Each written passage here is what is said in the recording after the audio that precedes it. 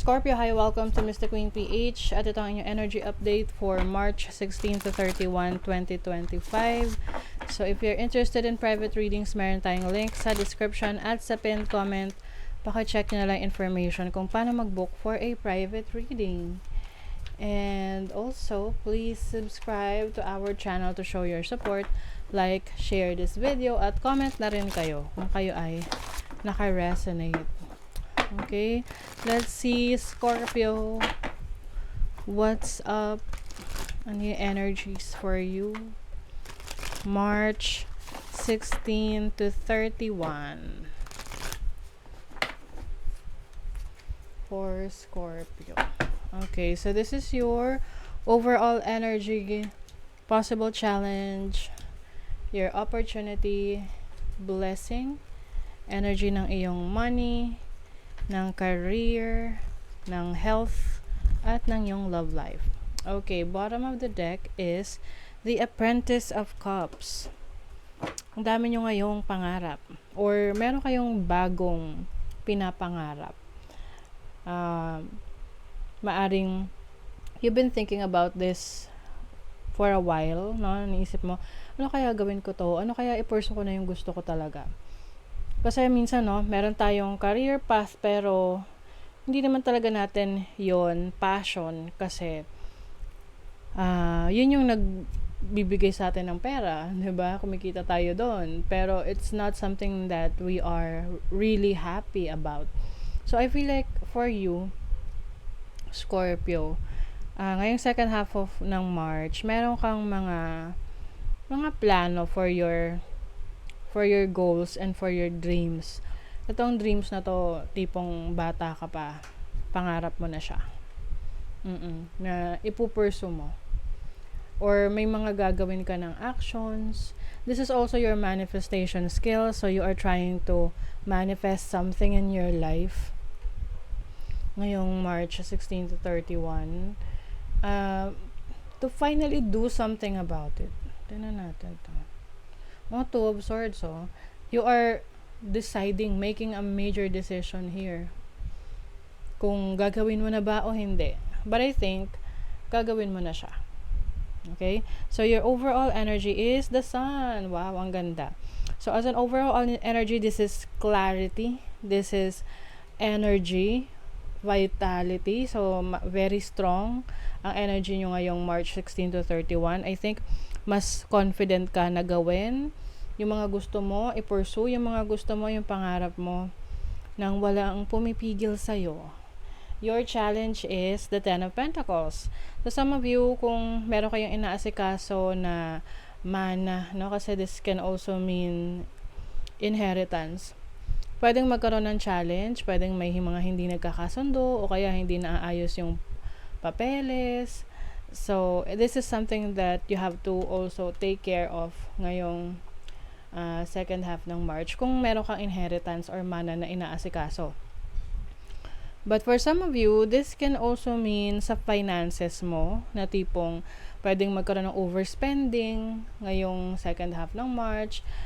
So, pay attention sa iyong spending habits kasi baka ma-over yung paggastos mo na hindi naman siya kasama talaga sa budget. Okay? And then your opportunity, Oracle of Wands. This is tapping into your creative talents and skills. Kaya nga siguro ito yung nasa bottom ng deck mo, no? So this is like pursuing what you really want.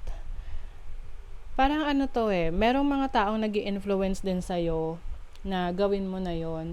Someone who's very supportive of you, can be your friends, your family, your loved ones, na i-showcase na yung talents and skill set mo.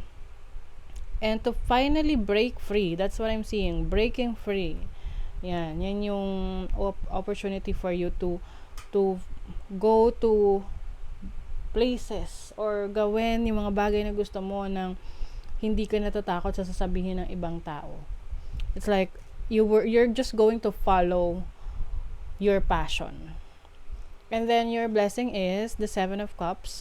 So as a blessing, this will give you or bring you clarity kasi Seven of Cups is about confusion, na parang maraming options but you cannot really choose dahil ayaw mong magkamali. But having the sun here as your overall energy, it's like you have the confidence that you need to finally choose what's best for you. So you will be blessed with wisdom, knowledge, clarity to go for what you really want. Okay?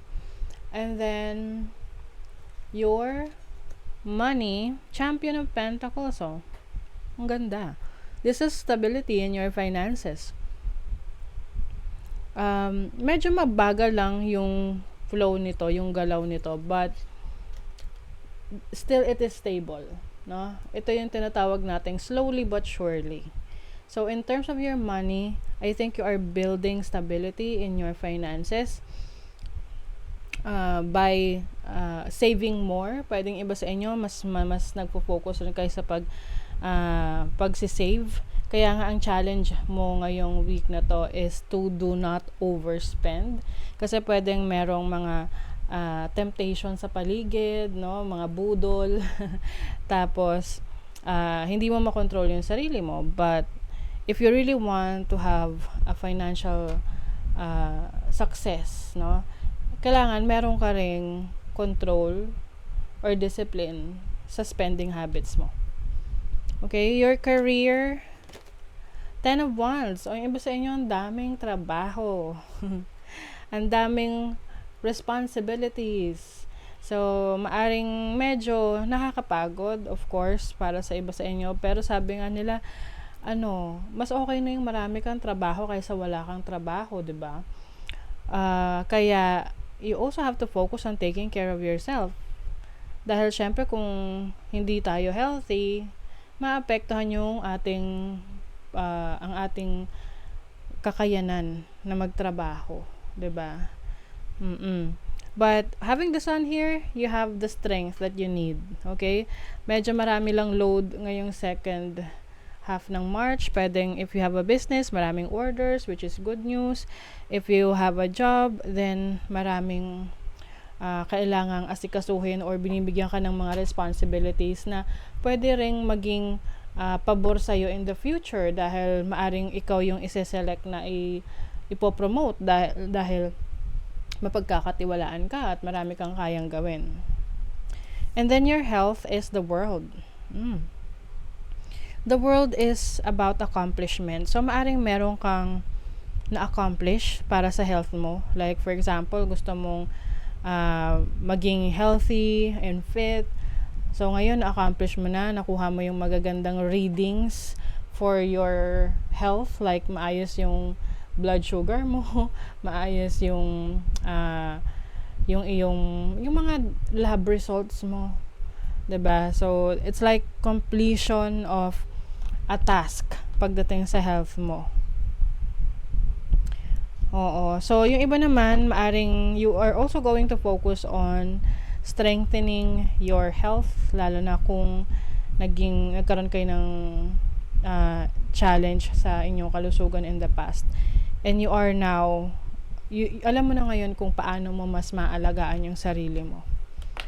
Your love life, 2 of Cups. Some of you are happy in your relationship. Kung kayo ay in a relationship ngayon, you are finding ways to strengthen your relationship with your partner. And if you're single, then there's a possibility of a new relationship or meron kang bagong papasukin na romantic connection. Let's see what else. Oh, 'di ba? Abundance, bearing fruit, harvest, fertility. So very productive ka. Marami kang mga magagawa, mapoproduce. Oh, 'di ba? Bodybuilder, you are really strengthening your physical health, your body. Gusto mong mas maging malakas, hindi lang basta sa pangangatawan, no? Mind, body, spirit. Crew. So some of you are working with some people, no? Being part of a group. And at the same time, alam mo rin kung kailan ka magsispend ng time para sa sarili mo. For someone who's very busy, may mga pagkakataon na talaga na marami kang makakausap or makakasalamuha. Pero may time ka pa rin para sa sarili mo. Fear, ayan. I feel like you're facing your fears. Yung mga takot mo na hindi naman talaga siya dapat katakutan. Someone is also going to mentor you, to teach you, to give you guidance para ma-overcome mo yung fear na yan. And you're also speaking up. You are sharing your knowledge, how you feel, and mas magiging positibo rin yung pananaw mo ngayong second half ng March. Ayan. So, that is your reading, Scorpio. Thank you so much. See you again.